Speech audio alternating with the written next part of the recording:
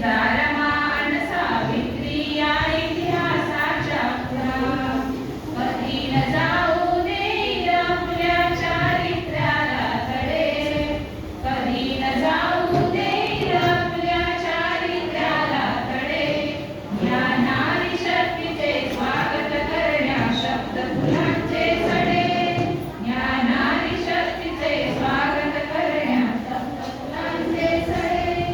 फुली वाढवून गर्भ आपुल्या बनते जीवनदाता म्हणून भारत फुला आम्ही म्हणतो भारत माता फुली वाढवून गर्भ आपुल्या बनते जीवनदाता